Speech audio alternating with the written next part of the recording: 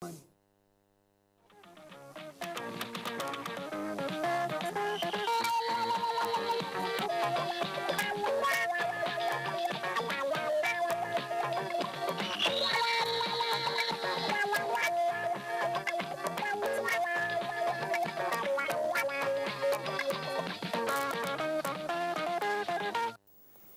Nigeria, I am Becky Madujemu.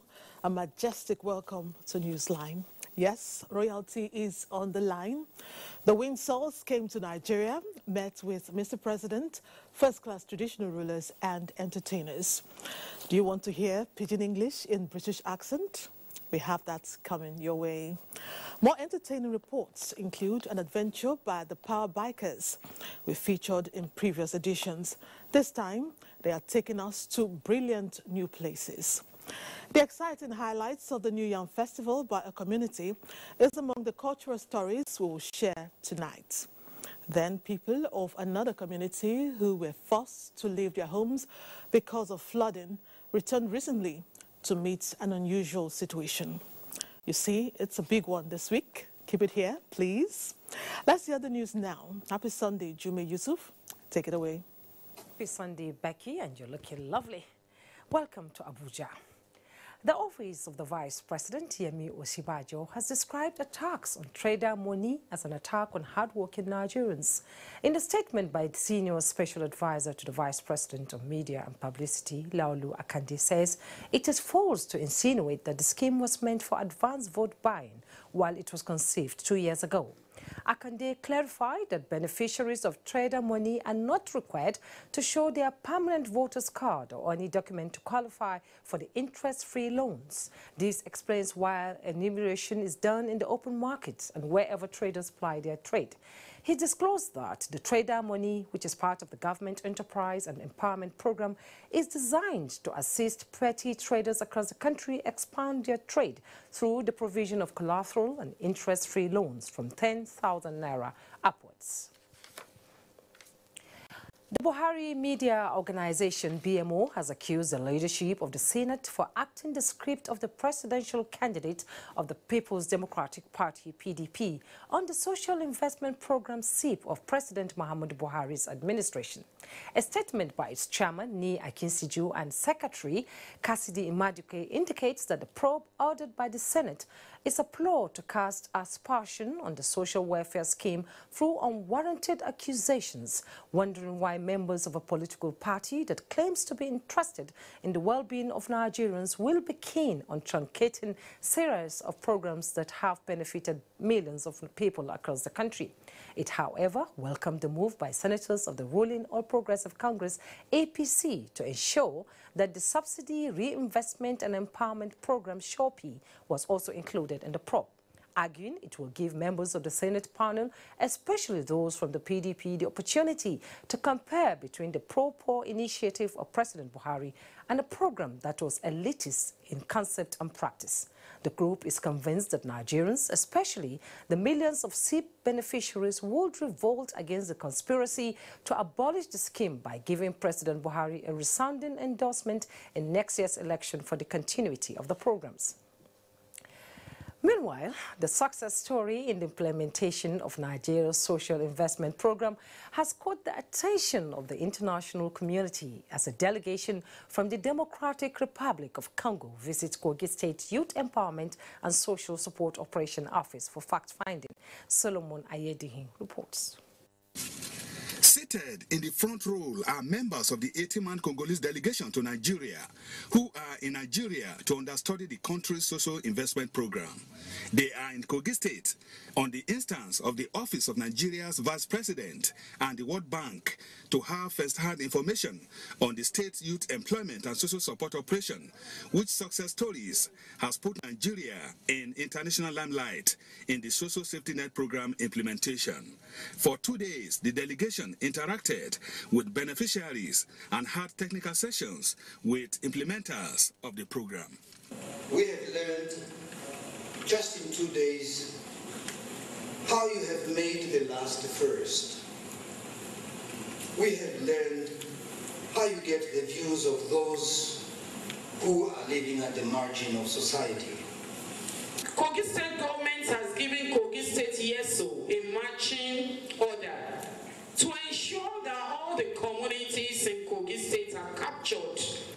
beneficiaries of cash transfer, PWF, are skilled for job are getting benefit for it. And that is why everybody knows that Kogi is working. Nigeria is working. The 18-man Congolese delegation has left to other parts of Nigeria in pursuance of their mission. In Lokoja, Solomon Ayedehi, NTA News. Meanwhile, President Muhammadu Buhari Sunday in Paris, France, has called for stringent actions against perpetrators of illicit financial flows, including crackdown on safe havens, warning that continuous impunity will encourage more pilfering of countries' resources to the detriment of poor and vulnerable populace.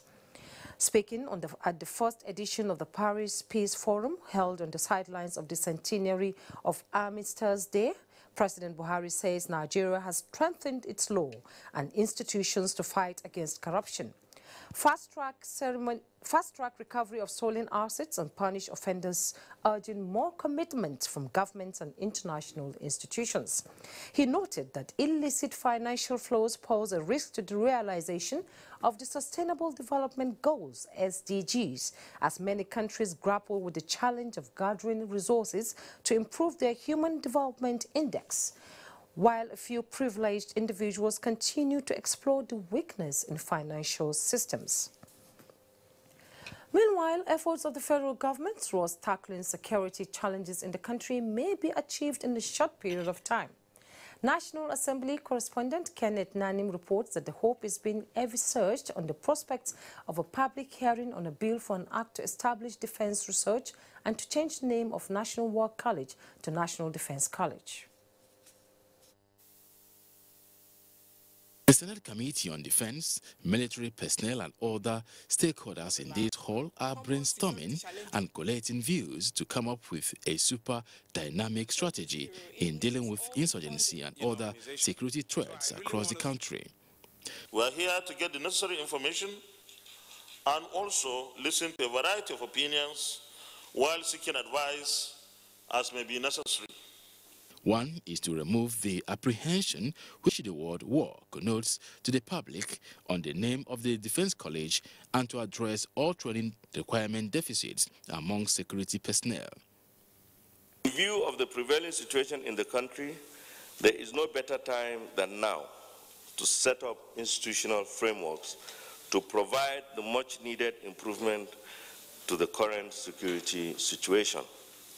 Advanced technology use for intelligence gathering, capacity building of security personnel in handling improvised explosive devices, as well as improved locally manufactured military hardware through adequate implementation of research studies are some of the benefits of the bill seeking the Establishment Act for Defense Research and Development Bureau. Important for this bureau to be able to evaluate gadgets, new technologies in armaments that have been imported so that they can advise appropriately. If this had been done, we wouldn't have lost so many lives in the use of Fennec and other false detectors. These are unique problems, and the only way you can tackle unique problems is by coming out with unique solutions, and they have to be indigenous. We would like to standardize this bill in line with that of our other agencies. And then we observed the non-inclusion of the powers of the council in the bill, even though the bill provides for the functions of the council and functions of the bureau. Sustenance of indigenous technology, adequate collaborations and funding are other areas identified for adequate attention. From the National Assembly, Kenneth Nanim, NTA News. In another development, the Air Task Force of Operation Lafia Dole has neutralized several Boko Haram terrorists in coordinated airstrikes. The operation was carried out following credible intelligence reports indicating the movement of terrorists from the fringes of Lake Chad to northern Borno to establish new camps along Talala-Ajigin-Buk axis of the state. Following a series of intelligence surveillance and reconnaissance missions, which confirmed significant number of the terrorists in makeshift shelters camouflaged under thick vegetation, 2 Air Force Alpha jets were dispatched to attack the camp in multiple waves, leading to destruction of structures and neutralizing several Boko Haram terrorists. The Nigerian Air Force says it will continue to provide close air support through its air power to ground forces with a new view towards destroying the remnants of the terrorists in Borno State. 70 world leaders, including President Muhammadu Buhari of Nigeria, are in France to mark 100 years since the end of World War I. The ceremony focuses on remembering more than 16 million people who died during the war. Details with Fatima Aliu. The commemoration is a centerpiece of global tributes to honor those who died during the 1914-18 war and to commemorate the signing of the armistice that brought the fighting to an end at 11 a.m. on 11th November 1918. The centenary celebration will also mark the kickoff of a 3-day peace forum with an emphasis on how international cooperation is key to tackling global challenges and ensuring durable peace. Significant one just was the final one, which is often referred to as the last shots. That means the last gun shots. And it is extremely a welcome development for the entire world to embrace peace. French President Emmanuel Macron led the International Armistice Day commemoration Sunday morning with a walk by the tomb of a unknown soldier, which lies at the foot of the Arc de Triomphe monument in Paris. U.S. President Donald Trump, Russian President Vladimir Putin, German Chancellor Angela Merkel, and dozens of monarchs, princes, presidents, and prime ministers joined Macron to mark the moment guns fell silent across Europe a century ago. Those who fought in the trenches of World War I lived through an unimaginable hell, Macron said in 20 minutes address, highlighting the death of over 10 million troops, millions of women who were widowed and children orphaned. Fatima Aliu, NTA News. Still on the presidency, Vice President Yemi Osinbajo has stressed the need for unity among the people of the country. The vice president at the wedding ceremony of the daughter of the Chief of Naval Staff said Nigerians are special and peculiar people of God and who must at all times be at peace with each other, no matter the tribe and religion. In his advice to the couple, Vice President Osinbajo described marriage as a sacred institution ordained by God, which must be honored. State House correspondent Jide Onifade reports that among dignitaries that attended the wedding ceremony was Minister of Information and Culture, Lai Mohammed.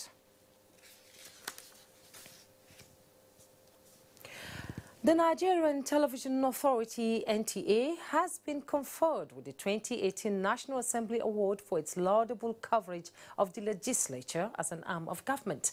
Director General of the NTA, Yakubu Ibn Muhammad, while receiving the award, assured commitment of the authority to defend Nigeria's democracy.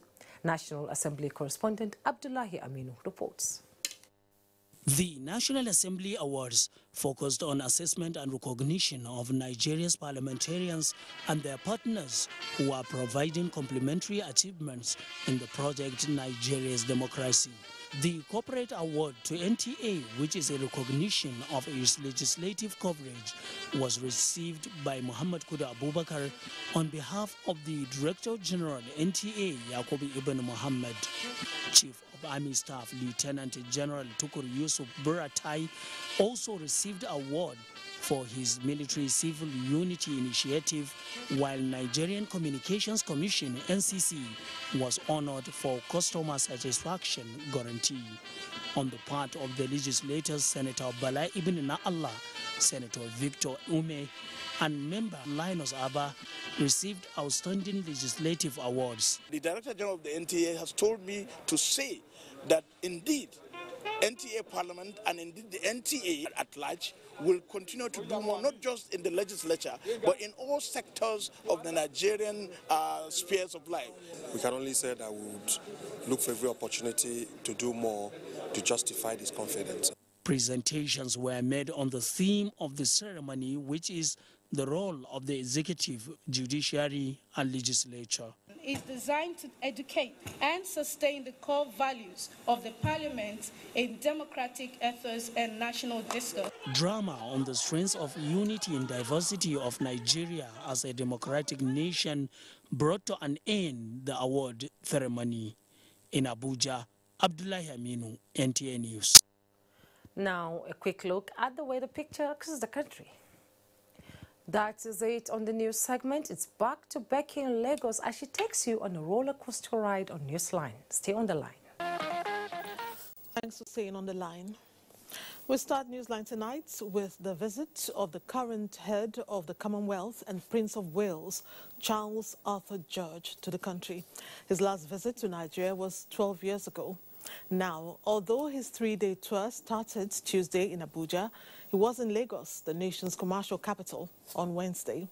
Prince Charles, known for speaking fluent Queen's English, sampled a bit of our pidgin English. Adiola Mokivie gives us a summary of the royal visit. Thank you, Becky. I have covered events all my years at NTA, but I must say this is the experience of a lifetime. Covering the Prince of Wales is indeed a huge honor and privilege. The origin of the Nigerian Navy can be traced to the Marine Department of the Royal Navy, established in 1887. As a quasi-military organization. In 1963, when Nigeria became a republic, the Nigerian Navy, known then as the Royal Nigerian Navy, as a mark of allegiance to the Queen of England, was renamed the Nigerian Navy. And despite this change, the relationship between the UK Royal Navy and Nigerian Navy has been sustained, hence the coming of the Prince of Wales, Prince Charles, head of the Commonwealth. The arrival of Prince Charles fulfilled military tradition. He was received at the Naval Dockyard by Commander David Goodman of the British Military Advisory Training Team and the Chief of Naval Staff, Vice Admiral Ibok Ete Ibas.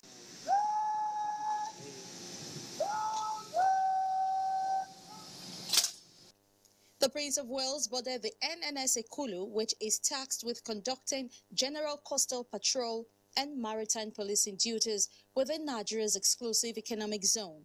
And while on board the ship, the Prince observed the maritime security performance on the water. Before his departure, the Prince of Wales received 3 hearty cheers.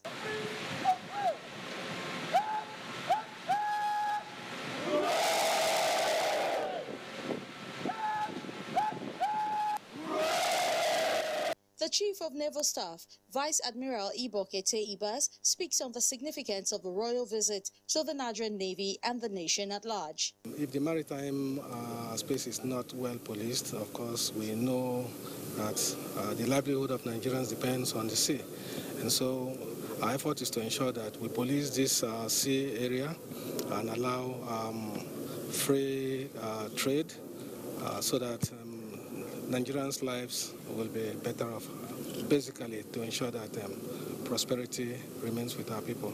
And do you know one of the things the Prince is passionate about? It is the environment. He met with stakeholders to prefer a long-term solution to achieving healthy and prosperous environment devoid of pollution caused by industrialization coupled with hazardous wastes. The Prince called for a change in the way activities are carried out in the environment, else the destruction of the eco, marine and aquatic life will not be there for the next generation. Hearing about what's happening in Nigeria, what are the particular barriers here in Nigeria and the opportunities indeed in Nigeria, and for him to hear about whether there was a case for some of his organizations, namely an organization called Accounting for Sustainability, for whether there can be a role for it to play here in Nigeria. One of the discussion points was, what kind of appetite is there in Nigeria to have something more sustainable, something more permanent here on the ground? There's a lot of negative impacts on the environment, how we get rid of our waste, how we use our resources. The Prince's next and final engagement for his stop in Lagos was a meeting with players in the nation's creative industry. His arrival was greeted with pomp and celebration.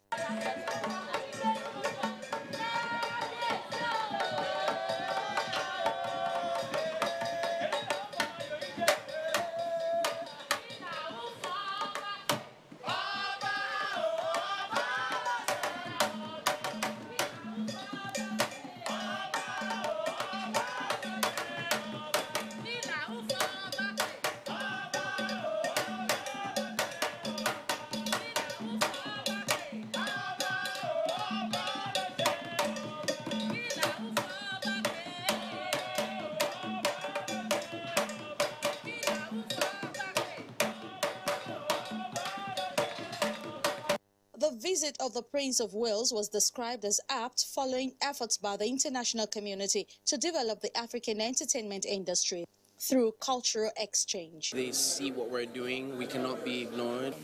And the takeout for us is to just keep doing what we're doing, to stay indigenous, to stay original, and to be global. Wanted more information, and we promised we were going to do a mini documentary that will tell the story of Nollywood as an African story, encompassing everything we do, and then sent to him through the British Council. A special art exhibition was put up for the Prince to appreciate. On the flip side, the Prince of Wales brought his humor to bear when he delivered the following lines. Niger no day carry last.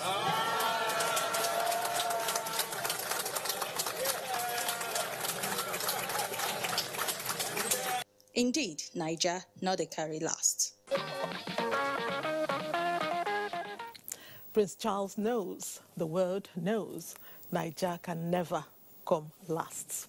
Meanwhile, before he came to Lagos on Tuesday, the Prince of Wales, Charles, and wife Camilla were in Abuja, the nation's capital.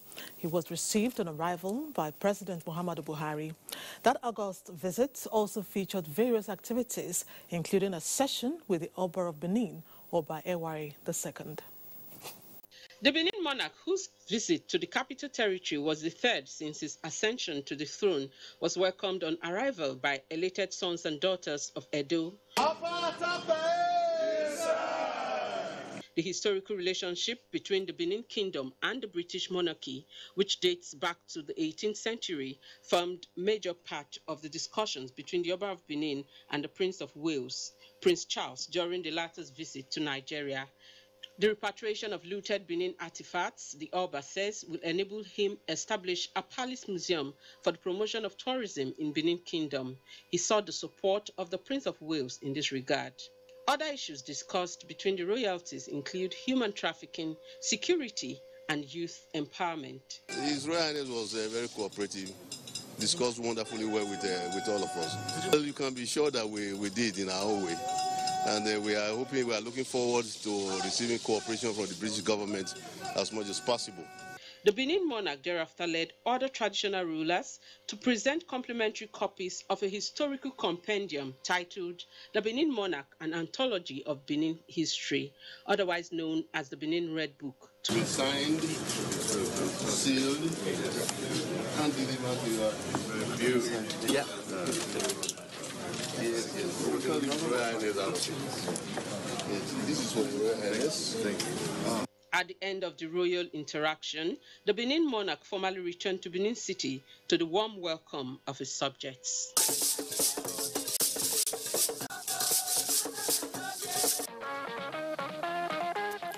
The best of world royalty that made the week that was very special. Moving on, a volunteer initiative tagged Slum to School project is helping kids in Makoko, a slum on the fringe of the Lagos Lagoon, acquire education. This initiative has caught the attention of the U.S. Consular General in Lagos. Jennifer Igwe reports that the U.S. ambassador to Nigeria, Stuart Simonton, visited the community to assess the impact of the project. 1985, when I was in school, we were only 6. Now today, 1,000 in school today in the community. 49-year-old Chief Victor Banke, Bale of Adugbo 1 of the communities that make up Makoko, shares how access to education was for those in his community when he was a kid. Today, however, the story is different, as many in the area have access to education. Complementing government's efforts in the community is the volunteer initiative Slum to School. No nation can be as developed as we want it to be if the youths do not get involved in solving some of the most pertinent issues. And for us, there was no better issue to address, than seeing that children who were underserved and disadvantaged in several parts of the country had a voice. This interactive meeting between beneficiaries of the initiative and the U.S. ambassador to Nigeria, Stuart Simonton, is to assess the impact of the support. The intelligence and visionary mindset of the kids obviously impressed the ambassador. I asked one young man what he wants to do, and he said, well, I want to try to make an idea reality. So I got a friend who wasn't working, and he came and he sat with me, and together we were working on this. Right here they have people who know how to do coding, who know how to do animation, who know how to do cooking, who know how to do drawing, who know how to make shoes. Ambassador Simonton and other volunteers embarked on the tour of Makoko. Makoko is arguably one of the oldest slums in Lagos. It is a shanty community built on stilts along the Lagos Lagoon and on land. Most people there are fishermen. Despite the many conspicuous challenges facing this polluted community on the Lagos Lagoon, Makoko, the people are very resilient. Education here is a privilege. So for these few who have access to quality education, it is something they truly treasure. 13-year-old Usa Charles was born in Makoko and has lived all his life there. He is one of the beneficiaries of the Slum to School initiative. He says education is key to transforming his dingy neighborhood and improve the lives of the residents. I want to become an architect because I want to remote my community into a global tourist attraction where people will come and visit the community and see how it looks like. Unlike his father, Bale Banke, whose education ended after secondary school, the volunteer initiative is exposing Usa and other kids in his locality to opportunities that would make them further their education and inspire more kids in their community. The educators deserve commendation, laudable initiative they've got going. The Rediscover Heritage Bikers Tour, which has a blend of local and international bikers exploring heritage sites and monuments across the country to draw attention to Nigeria's tourism potential, have arrived at Calabar, the Cross River State's capital. Gufan Chaji, who has been keeping up with the activities from the Gurara Falls in Niger State, tells us more. Taking off from the Gurara Falls in Niger State, the Rediscover Heritage Bikers, along with members of the Latin American Motorcycle Association, hit the road. Covering a distance of 702 kilometers, they arrived Calabar, a city often described as the tourism capital of Nigeria. Received by the Governor Ben Ayade, who was represented by the Commissioner for Tourism, Eric Anderson, who describes Calabar as a home of hospitality. It's complementary to what we've been doing in the last 3 years, which is the Bikers Carnival for the festival period. So we're excited about this, and we're here to give it all support that it needs. With this reception, the Rediscover Heritage Bikers were set to explore Calabar, and their first point of call was the old Residency Museum that served as the administrative headquarters for the colonial masters in 1882. The museum house was declared a National Monument number 20 in 1959 and opened to the public as a museum in 1986. And that is where up-to-date bell is still being used in our schools. And just across the waters is the Slave History Museum, where the slaves were got from the hinterlands and housed pending the arrival of the big ship. This is the point of call where 30% of slaves were being shipped off to Europe, leaving behind only bitter memories. But today, with a fresh breath of air, the Marina Resort in Calabar brings historical memories as well as a place where people come to relax with their families and friends. And this is what this biker store is highlighting. I see you're having lots of fun. I do. And a good food too. Okay. Good fish. Curious of what lies across the waters, the chairperson of the National Commission for Museums and Monuments, architect Omar Dambo, in a boat cruise set sail to the site of the building in Okoyo, where Mary Celeste in 1875 came to Calabar and helped in stopping the killing of twins as a missionary. The place is so beautiful, you know, this is nature at its own. Tour guide told us that the first two twins carried in here was Duke and Henshaw, the former governor of Cross River State, Donald Duke, and the famous actress Kate Henshaw. And from Calabar, the rediscovered heritage bikers will be visiting Port Harcourt.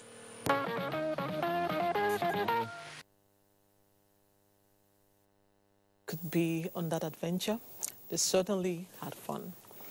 Not too long ago, the wife of the president, Aisha Muhammadu Buhari, brought together political party leaders, INEC, civil society organizations, and international observers to interface with aspiring female politicians from across the nation shortly before the party primaries. Newsline reported on it. Mamso Damian Dati has new details of that summit. It's barely 3 months that these women aspiring for various political positions on different platforms left their communities and states, drove and flew long distances to answer the clarion call of the wife of the president, Aisha Muhammadu Buhari, alongside other stakeholders who were resolute on ensuring that more women take active and key roles in decision-making. Let's have more women candidates in the ballot papers. Allow them to participate effectively in government. Enthusiasm, excitement, and hopefulness were feelings that accompanied them to the gathering as they expressed themselves. Presidential candidate, being the first female governor of Benue State, contesting for the post of Senate. Their morale was boosted, their confidence strengthened as they left with optimism and assurance of winning the tickets. Then came the party primaries at all levels in all states. Impunity and imposition. That is what happened. Women want to redefine so many things, right wrongs in society, and then become reformers. We are reformers of the broken walls. So why wouldn't they give us a chance? If you spend that much on a ticket, how much are you going to spend, trying to canvass for votes and stuff like that? So it was really, at the end of the day, a lot of women were not favored, and a lot of women, their hopes were dashed. Some people, is their life saving, and yet they were asked to withdraw, step down, come for agreements. They will make them commissioners. We are not happy at all. Women are not happy. This development is a sharp contrast to what is currently playing on the political stages of most countries world over. In other African countries, women are doing very, very well. The small Rwanda of yesterday, they have almost 50%. It is good to have an all-inclusiveness of the female in politics. But is there a way out?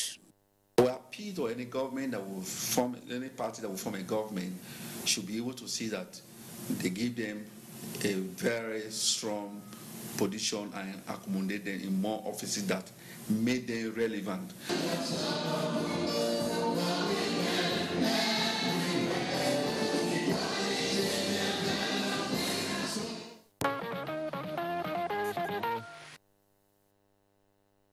The women are standing up to be counted, thanks to the wife of the president.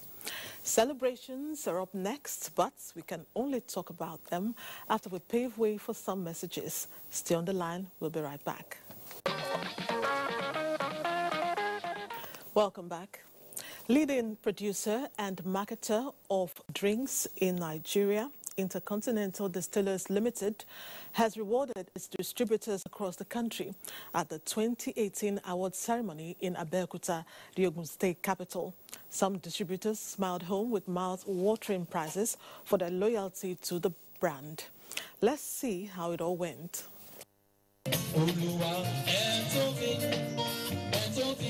For Intercontinental Distillers Limited, makers of Chelsea, Action Bitters, Valletta, and so on, the Distributors Award is an opportunity to express gratitude to their distributors for doing business with the company and for their continued loyalty.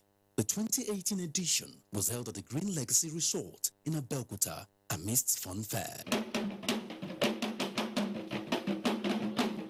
The head of sales, Mr. Hope Baggy, expatiates why the awards is important to the company. As a strategy, we feel that once in a year, we should gather our customers together to show them appreciation for the relationship that we have.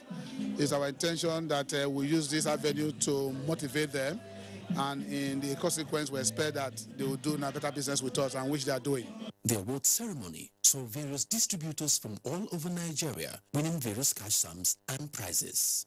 The #1 distributor, Mr. Solomon Umera of Divine Chinos, Aba, who went home with over 9 million naira, expressed his joy and attributed his success to God. I thank God for everything, but I wasn't even expecting it, but God just did it.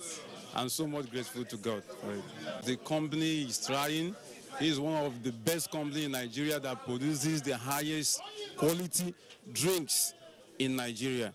Managing Director, Chief Engineer Patrick Anegbe used the opportunity of the awards to appeal to government regarding the 500% increase in excise duties for alcoholic beverages. He said this trend could lead to massive loss in jobs. When you talk about 500% increase, over 500% increase, definitely there's no way our business can accommodate it. It's not just possible. So we are hoping that government will reconsider their position and come down on the increase. For the distributors of IDL, 2018 is gone. It is time to count the gains of doing business with a profitable company.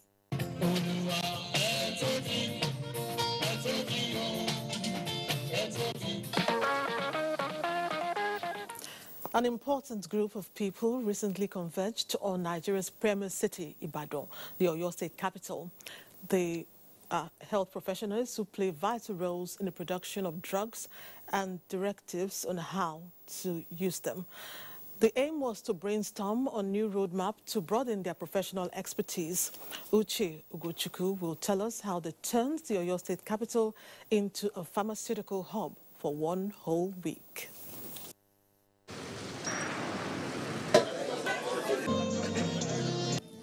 The Pharmacists Conference is the highest gathering of men and women of the noble profession who pride themselves as men of honor. Health sector,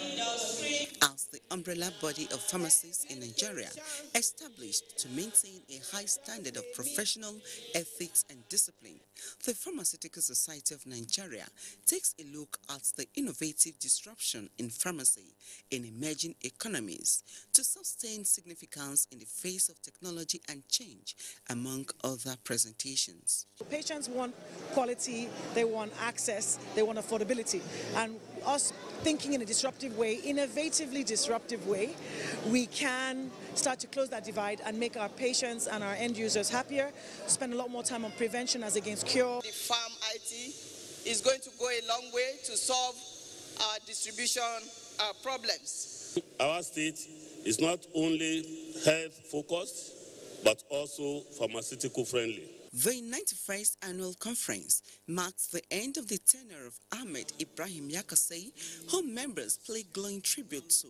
as one whose outstanding leadership not only enhanced the image of the society, but added value to the profession.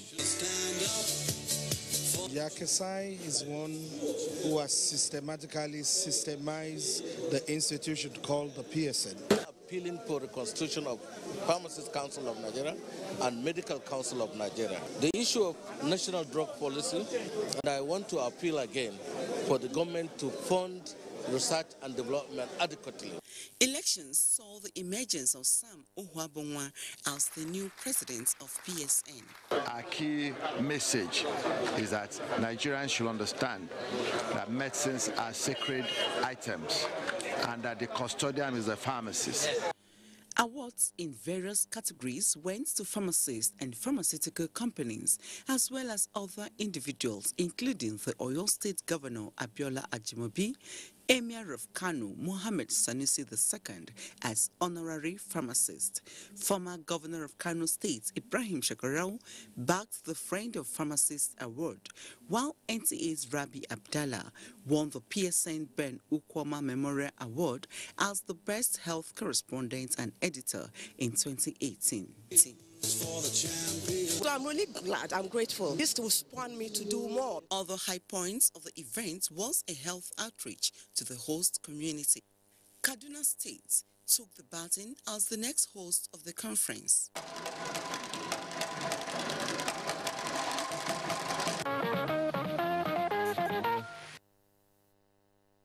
Congrats to all the award recipients, including the NTA.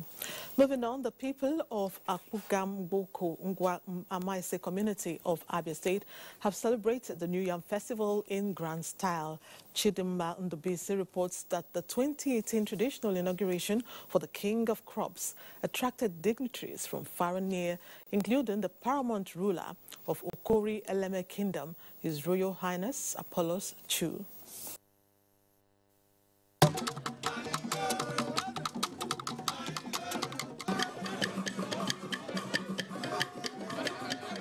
The traditional drums and the war dance of Akugamboko Ngwa Amaise Autonomous Community in Abia State, beaten not for war but for celebration.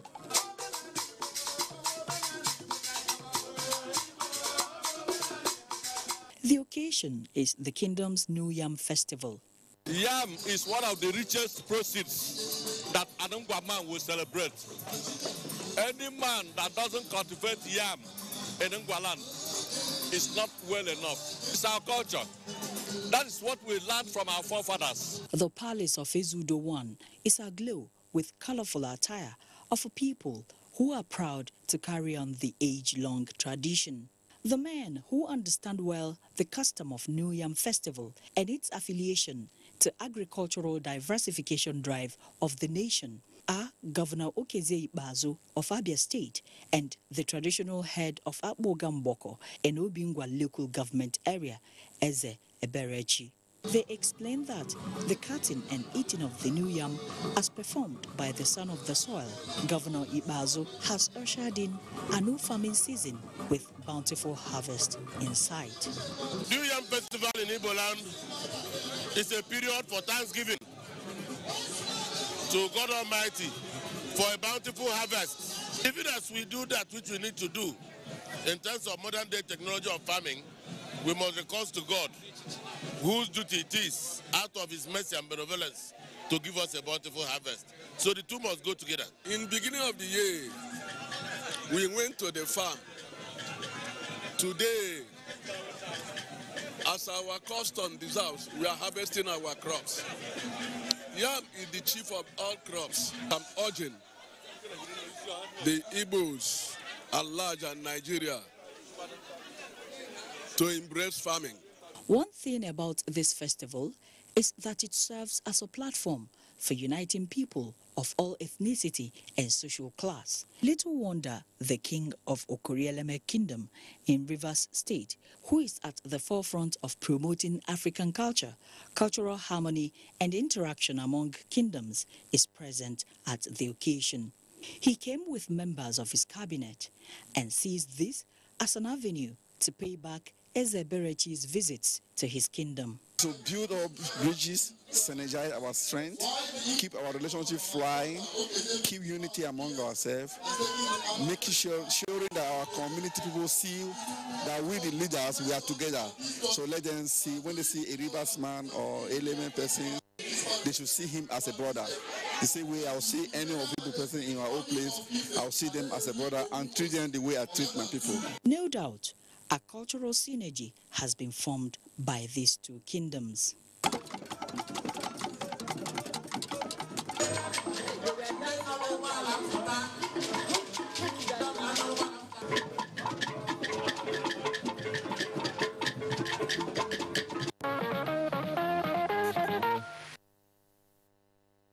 From one fabulous event to another, Gospel Light International Ministries, also known as New Covenant Gospel Church, Benin City, has celebrated its 30th year anniversary. The event coincided with the annual Bible Alive Believers International Convention 2018.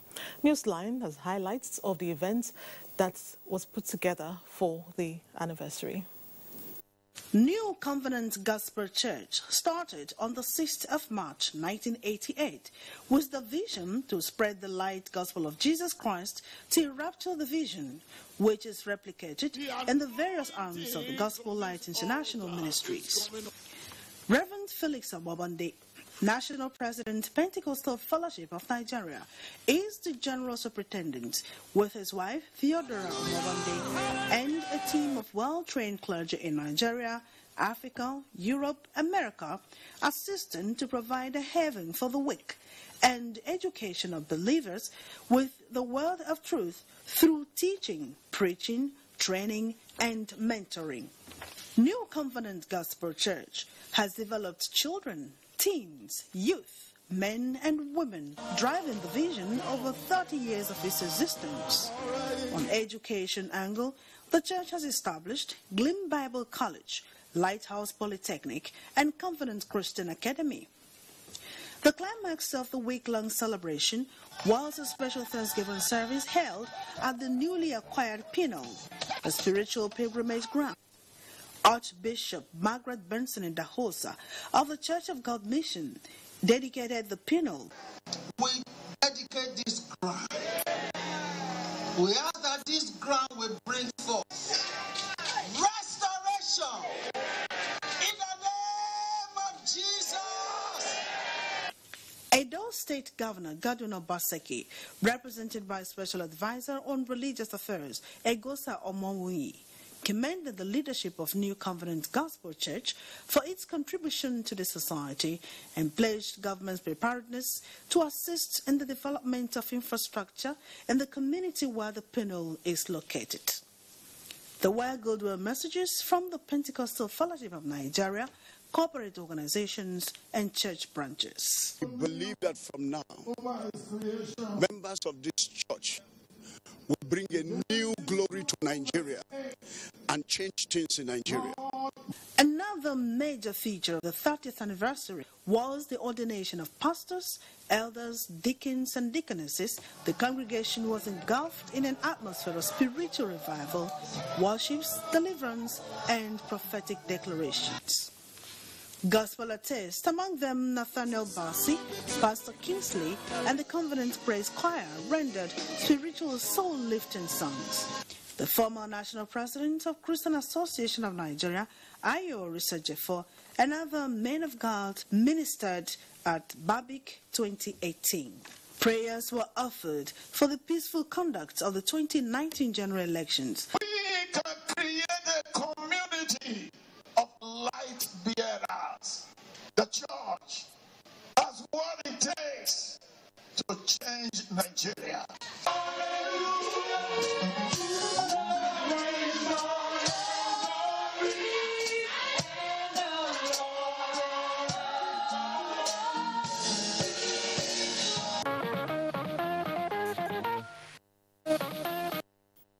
Congratulations to the General Superintendent and members of New Covenant Gospel Church. And my lineup indicates that I should step aside for some commercial messages. More stories when we return. Stay on the line. Everything that has a beginning must have an end. The people of Anasoma who were sacked from their homes following this year's flooding have returned. However, some of them are finding it hard to resettle as they found unwanted visitors in their houses. Aya Prezi reports. Viewer discretion is advised. Flood did not only displace human beings but also reptiles like snakes from their natural habitat. Some of these creatures that were dislodged from their habitats took shelter in any dry places they could find in people's houses, abandoned sometimes as a result of the flood. The flood has receded maximally in many areas and people are now returning to their homes, but these snakes are apparently not in a hurry to leave the houses for the human beings that home them. NT News crew witnessed a scene at Amasoma town where a very big cobra was found comfortably resting in a house.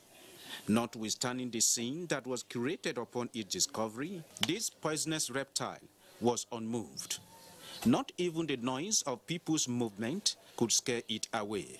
It was just comfortable in its resting position until the arrival of a snake killer who ended its life in a matter of minutes. Wow. 2 seconds.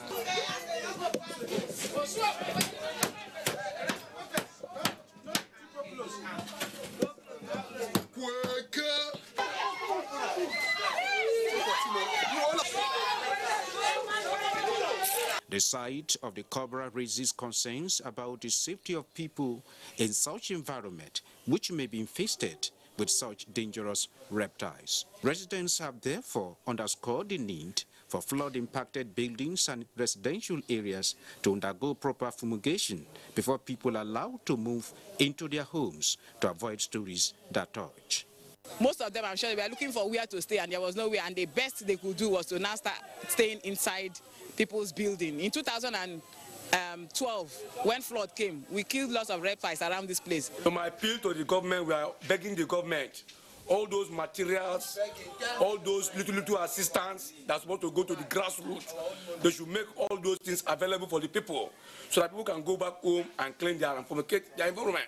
They should know the actual persons that will be given so that the money will not be squandered, so that the fumigation can be done appropriately. Meanwhile, some business-minded students of the Niger Delta Investor Masoma have found jobs for themselves by providing home cleaning and fumigation services to residents. Due to the water, it brought about reptiles and the rest of them, so we'll fumigate it for you and do the cleaning and arrangements as low as 3,000 and 2,500 naira. Meanwhile, socioeconomic activities have taken shape as people have started returning to the town following the recession of the flood.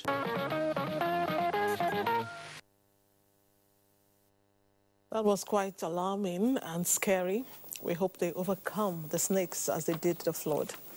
It is a dream and aspiration of every young person to attain greatness in life. For 23-year-old Segun Hassan, his dream of becoming a renowned dramatist is gradually fading, as he is currently grappling with a deformity of the spine called scoliosis. Femi Afariogun visited the house of the boy and filed in this report. Segun Hassan, while growing up, loved running, playing football, and making his peers laugh with jokes.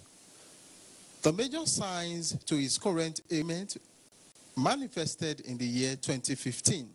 I noticed that since I want to do my junior work, I've been having serious pain from both my back and my leg, that I can't walk very well. I can't walk a long distance. Even if I told my dad did not take it serious by that time, because that's when I told my mom would go and be buying apps. Segun's condition was getting worse. This affected him psychologically, and he had to drop out of school. He was very slow in writing, though he has that ability to do more. I love to make friends with everybody he could find around him. He couldn't cope very well, and he was shy. He kept it to himself. His father, who retired from Osun State Civil Service as a driver, did not understand the nature of the sickness of his child. It was this year, after doing many tests in Ilorin, Lagos, and Ibadan, worth 500,000 naira, that he was diagnosed with scoliotic deformity of the spine at Obafemi Awolowo Teaching Hospital, Ile-Ife. An estimated bill of 3.2 million naira is required for surgical correction of the deformity of the spine of Segun Hassan. The family of 8, who is just managing their lives in this 2-bedroom apartment, called on well-meaning Nigerians to assist them. Please, I beg all our people in Nigeria to help my child. I beg all the Nigerian people that they should just assist me. I didn't have stamina because I didn't have strength.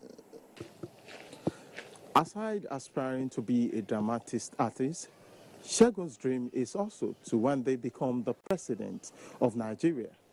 Will this dream become a reality? This young man needs help of all Asonri in order to overcome the current challenges he's facing. Shegun needs collective help to live a normal life. Thanks ahead. The World Health Organization puts life expectancy in Nigeria at 55 years. However, analysts argue that it is much higher than that. They insist that the average Nigerian lives longer. Ayinla Balogun is set to present their reasons.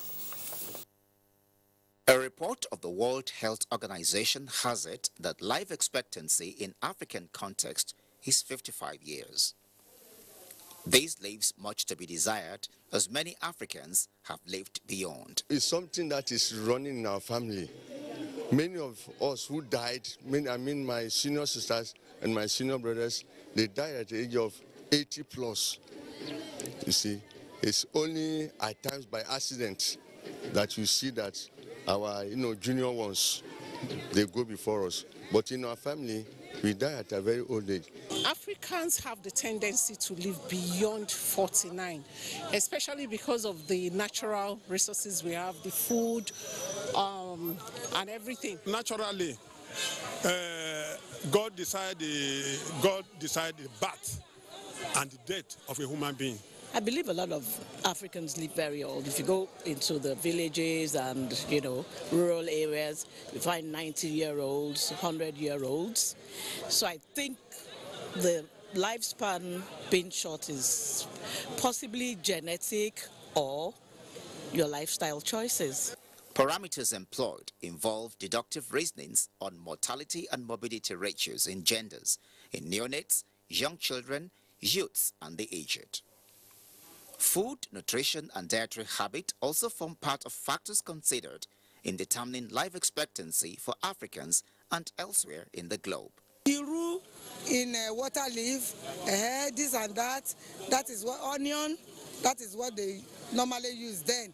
But nowadays we are looking for canned foods that have been baked. That is what people are eating now. Education is another factor considered, which takes the overview of the overall health of the environment. I'm aware that WHO, that's the World Health Organization, they give life expectancy for different countries of the world, and usually from year to year. The recent one, 2018, they actually put the life expectancy of Nigeria at 55 years. In our environment, preventable diseases are still prevailing. So you have a lot of children dying before the age of 5 from malaria, pneumonia, diarrhea diseases, malnutrition. And then you have young people dying from things like tuberculosis, HIV, road traffic accidents, and the like.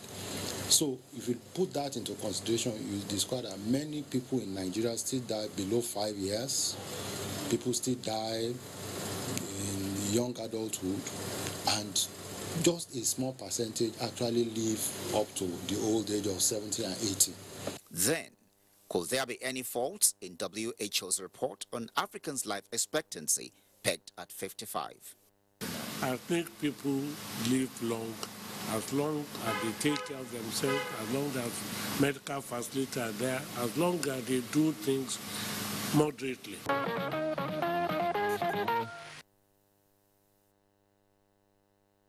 Healthy lifestyle is all it takes, and the World Health Organization will take note. We're rounding off nicely, but before we draw the curtain, let's take a break. Stay on the line. Welcome back.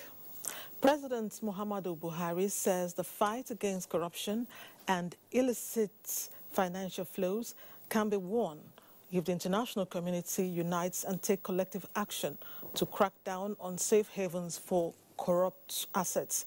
This was while addressing world leaders at the inaugural edition of the Paris Peace Forum, now underway in the French capital. The president was emphatic that because of the enormous unlawful profits corruption generates, the threat of jail term is not sufficient. State House correspondent Adamu Sambu reports. The Paris Peace Forum, being attended by over 60 heads of state and government, is put together by the French government to bolster multilateralism and collective action in tackling global challenges as international tensions continue to rise. The world in which we live has been made fragile by crises that destabilize our society. We have all been invited to contribute a book to the Library of Peace. Multilateralism isn't only a hope, but more than ever a necessity. In his address entitled Illicit Financial Flows and Corruption, the Challenges of Global Governance, President Muhammadu Buhari said the cancerous effect of what he called this crime of opportunity on socio-economic development of countries are glaringly evident. He said apart from escalating poverty by denying the citizens the benefits of the resources meant for development, such outflows also undermine the rule of law, stifle trade, and worsen macroeconomic conditions.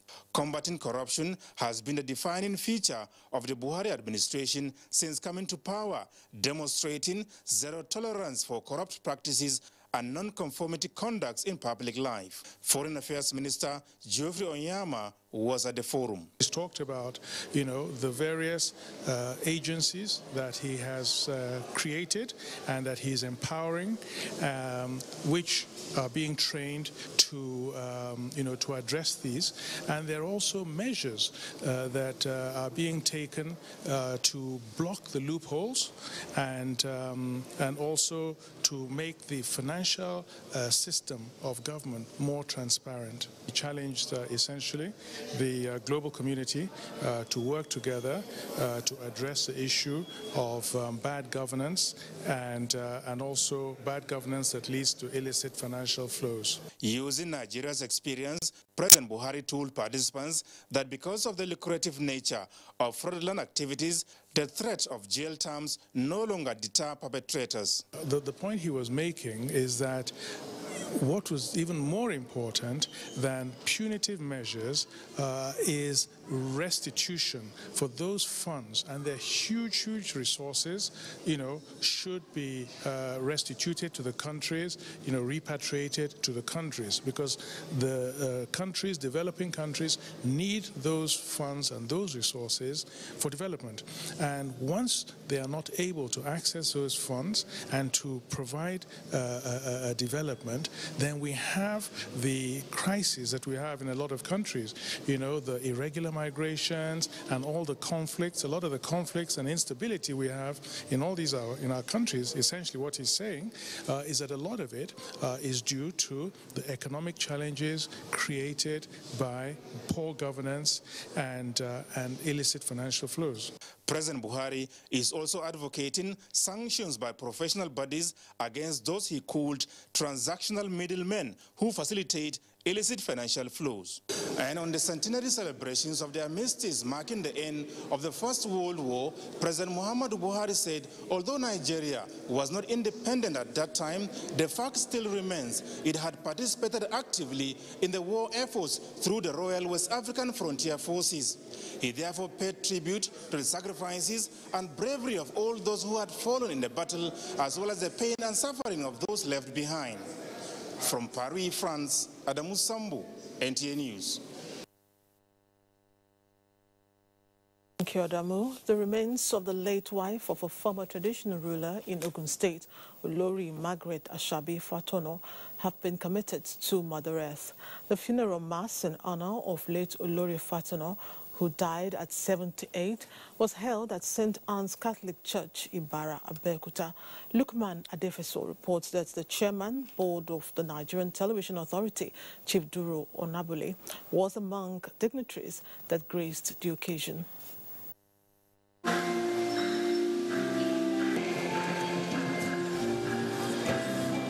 The St. Anne's Catholic Church Auditorium, Ibara, Abeokuta, was filled to capacity as family, friends, royal fathers, including the chairman board of Nigerian Television Authority, NTA, Chief Duro Onabule, attended the funeral mass and rite of final committal for late Olori Margaret Mufuluke Ashabi Fatana, the wife of the late king of Ilewo-Orile, Oba Michael Fatana.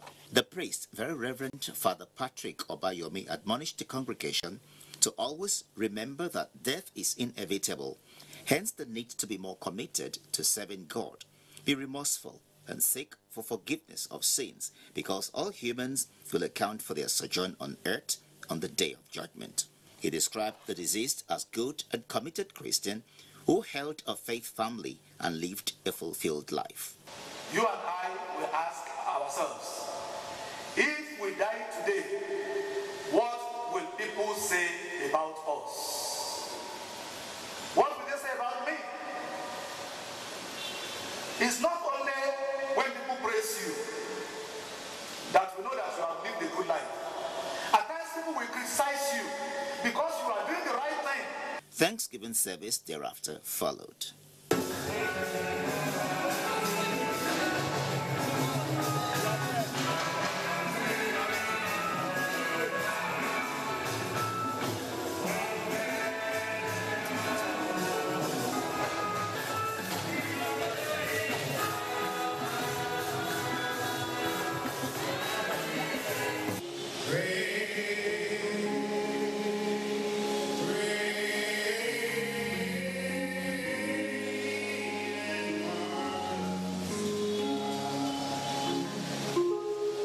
Some of the children of the deceased described her as a very disciplined woman, a good teacher whose impact was felt by all around her.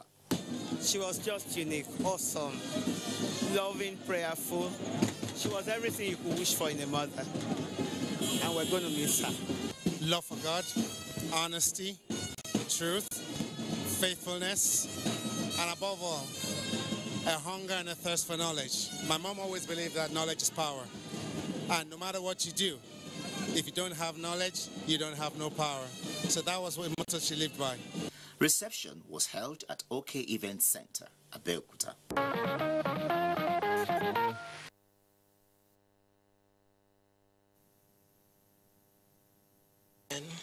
It was an outpouring of emotions as family members, friends and colleagues witnessed a lowering to the great beyond of the remains of MTA's retired Deputy Director Administration, late Araba Omonua Vincent. Benny Adams reports.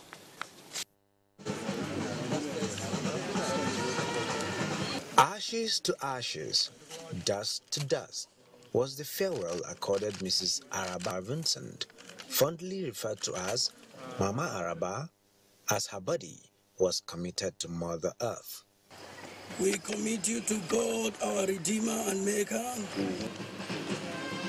At a reception organized in her honor, representatives from NTA Ilorin, Mina and Kaduna, where Mama Araba served in various capacities, were in attendance as they joined family and friends in the celebration of her lifetime, as many took turn to pay tribute.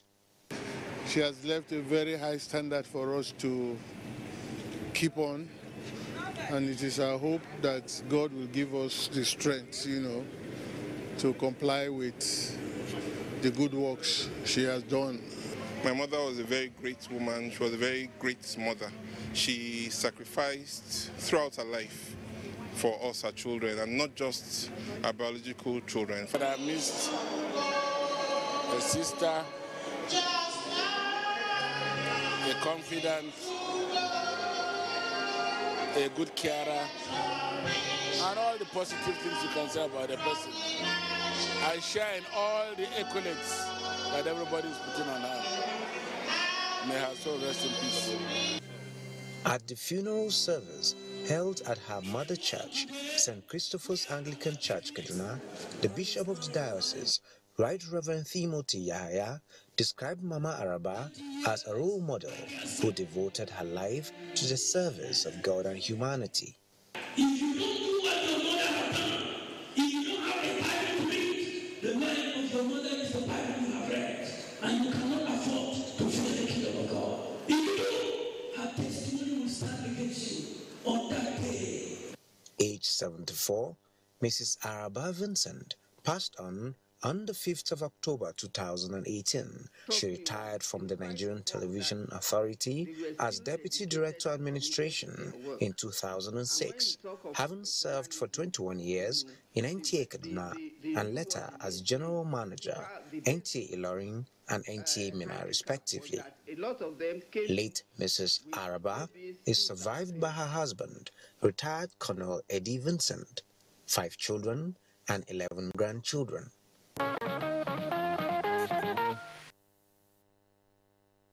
May her gentle soul rest in perfect peace. Amen.